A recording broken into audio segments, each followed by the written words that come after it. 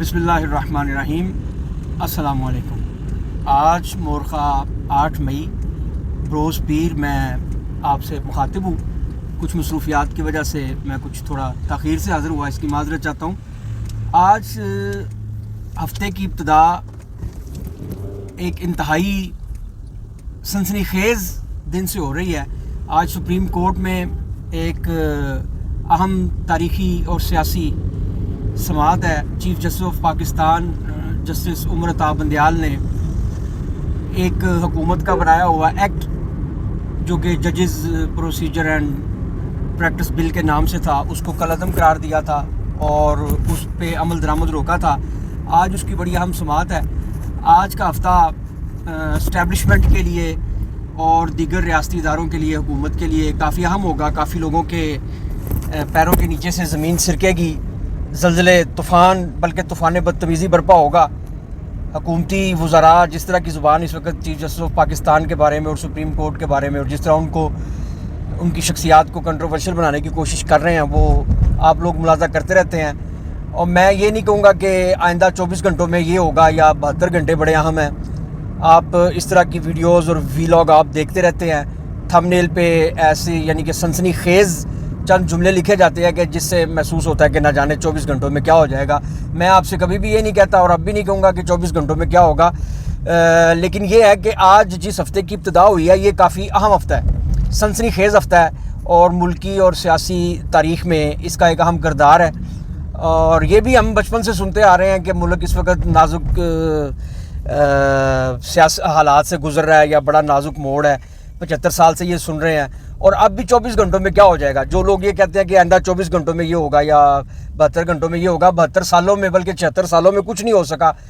लेकिन ये है कि आईने पाकिस्तान जो है, इस वक्त हम मुल्क पाकिस्तान में रहते हैं, इस्लामी जमहूरिया पाकिस्तान में, और अल्लाह रब्बुल इज़्ज़त की इस ज़मीन पे, इस आसमान के नीचे पाकिस्तान में अल्लाह की किताब के बाद, ये बात मैं पहले भी कह चुका हूँ कि अल्लाह की किताब के बाद आईने पाकिस्तान है।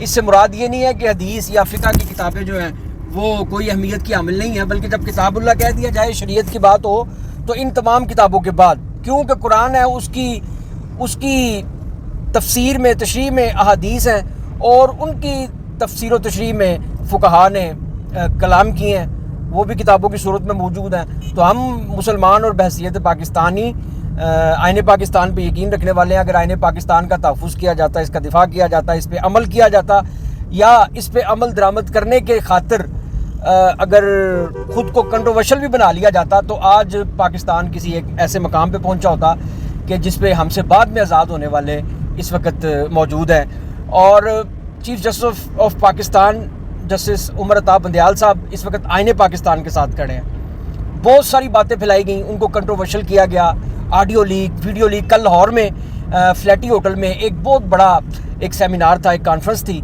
वहाँ पे चीफ जस्टिस ऑफ पाकिस्तान, वहाँ पे उमर अता बंदयाल साहब मौजूद थे। हमें भी वहाँ पे थोड़ी सी जगह मिल गई, तो वहाँ पे बहुत उम्दा बातें की उन्होंने। चीफ जस्टिस ऑफ पाकिस्तान की बॉडी लैंग्वेज और उनके तासरात और उनकी बातें, उनकी गुफ्तगू, उनका पुरतमाद लहजा ये बता रहा था कि वो क्या करने जा रहे हैं, वो क्या करना चाहते हैं और वो क्या करेंगे। वो आईने पाकिस्तान के साथ खड़े हैं। उनसे सवालात भी हुए, सहाफ़ियों ने सवालात भी किए, लेकिन उन्होंने बहुत ही चंद एक जुमलों में, बल्कि एक ही जुमला, जब भी उनसे कोई सवाल, उनके बल्कि ऑडियोज़ के बारे में सवाल हुआ कि जनाब ये जो ऑडियोज़ लीक हुई हैं, तो उन्होंने कहा अल्लाह खैर करेगा। ऑडियोज़ से मुतल्लिक ये सवाल हुआ। फिर उनकी ज़ात पे जो हमले किए गए, जो वज़रा ने किए, जो ज़ुबानें बोली, ये कहते हैं कि जी तौहीन पार्लियामेंट की जजेस ने, जबकि आईने पाकिस्तान इस बात का गवाह है। आईने पाकिस्तान में ये बात लिखा है कि जजेस के कंडक्ट पे पार्लियामेंट में किसी तरह की कोई गुफ्तगू नहीं हो सकती, कोई नुक्ता एतराज़ नहीं उठाया जा सकता। और ये कहते हैं, ये सियासतदान कहते हैं कि जी तौहीन पार्लियामेंट हो गई।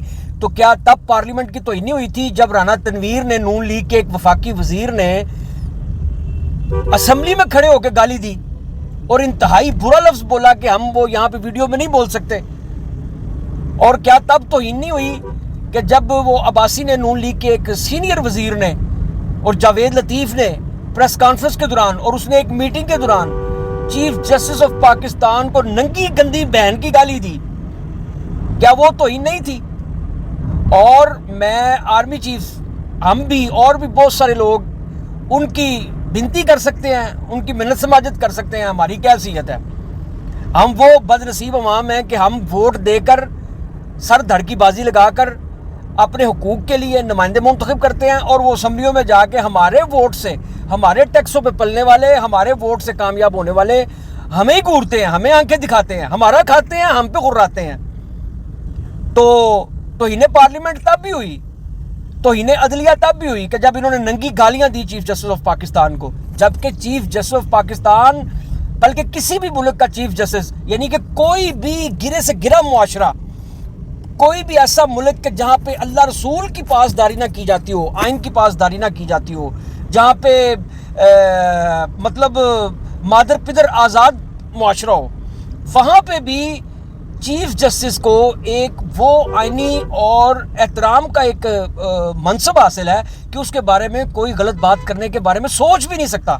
تو ملک پاکستان، جس کو ہم نے کلمہ طیبہ لا الہ الا اللہ محمد رسول اللہ کے نام پہ حاصل کیا، ہمارے ملک پاکستان کے بانی قائد اعظم محمد علی جناح نے یہ بار بار کہا کہ ہم ایمان اور یقین اور اتحاد اور تنظیم کے نام پہ اور ایک علیحدہ ایسی آزاد ریاست چاہتے ہیں کہ جس میں مسلمان آئین پاکستان اور آئین خداوندی پہ عمل کرتے ہوئے اپنی زندگی گزاریں۔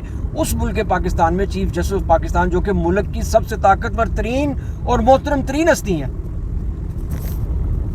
ان پہ کیچڑ اچھالا گیا، ان کی ذات کو کنٹروورشل بنایا گیا، ان کی ویڈیوز آڈیوز لیک کی، ابھی بھی کہتے ہیں کہ جی بڑی آڈیوز آ رہی ہیں، بڑی ویڈیوز آ رہی ہیں۔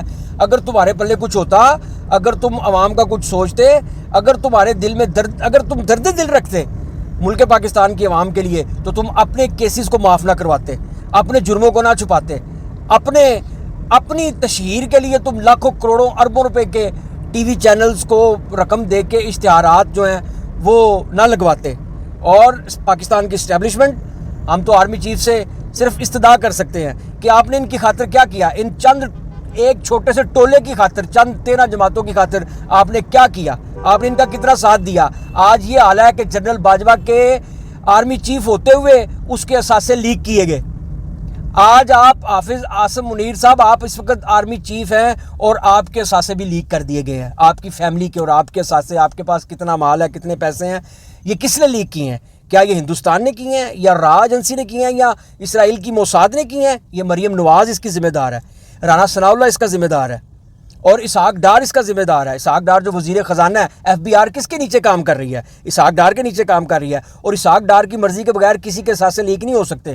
تو مطلب یہ ہے کہ اب میں عوام سے یہ کہنا چاہوں گا کہ اب وہ موسم آ گیا جتی ہونے کا، ایک دوسرے کو جوتیاں ماریں گے، ایک دوسرے کے منہ پہ کالک ملیں گے، ایک کی اپنی کالک اتار کے دوسرے کے منہ پہ ملیں گے، بے لباس کریں گے، جو انہوں نے 13 مہینوں میں عوام کے ساتھ کیا، اور جس طرح لوگوں کو خوف اور دہشت میں مبتلا کیا، لوگوں کو بے لباس کیا، لوگوں کی بہن بیٹیوں کی ویڈیوز بنائیں، میاں بیوی کی ویڈیوز بنا کے ان کی اولادوں کو بھیجیں، جس طرح انہوں نے بربریت کا اور فرعونیت کا بازار سرگرم کیا، اب وہی وقت آیا چاہتا ہے، اب ایک دوسرے کے کپڑے اتاریں گے، ایک دوسرے کو بے لباس کریں گے، ایک دوسرے پہ الزامات لگائیں گے۔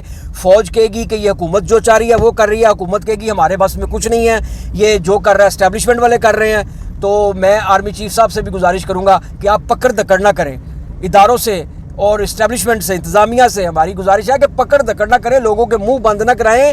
اس طرح لوگوں کے منہ بند کرانے سے، لوگوں پہ ظلم و ستم کرنے سے آپ کے بارے میں دلوں میں نفرت بڑھے گی، محبت پیدا نہیں ہوگی۔ آپ کا صرف ایک کام، ایک ارادہ، جس پہ آپ پختگی سے عمل کرتے ہوئے ملک پاکستان کو الیکشن کی طرف لے کے جائیں، استحکام کی طرف لے کے جائیں، اور ایک منظم تحریک ایسی جو اس وقت آپ لوگوں کے خلاف چل رہی ہے، حکومتوں کے خلاف چل رہی ہے، اس کو ختم کرنے میں اپنا کردار ادا کریں۔ جب آئین پاکستان میں لکھ دیا گیا کہ اللہ رب العزت کی حاکمیت ہے، اور اس کے بعد عوام اس پورے ملک پاکستان کی حاکم ہے، وہ ووٹ دے گی، اپنے نمائندوں کو چنے گی جو اسمبلی میں، پارلیمان میں جا کے ان کے حقوق کا تحفظ کریں گے۔ تو ہم تو ایک ماچس کی ڈبی بھی خریدیں اس پہ بھی ٹیکس دیتے ہیں، اور ہمارا یہ حال ہے کہ ہمارے پیسوں سے جو ٹیکس اکٹھا ہوتا ہے وہ ہماری فلاح و بہبود پہ لگنا چاہیے تھا، سڑکوں پہ لگنا چاہیے تھا، گیس بجلی پہ لگنا چاہیے تھا، صاف پانی پہ لگنا چاہیے تھا، ہسپتالوں ادویات پہ لگنا چاہیے تھا۔ کسی جگہ پہ نہیں لگ رہا، صرف اور صرف سیاستدان کا پیٹ بھرنے پہ لگ رہا ہے، اور یہ سیاستدان اس مال سے اپنے پیٹ کو بھر رہے ہیں کہ جو ان کے پیٹوں کو نہیں بھر سکتا۔ ہم سب کے پیٹوں کو اور ان کے پیٹوں کو بھی سوائے قبر کے مٹی کی اور کوئی بھی نہیں بھر سکتا۔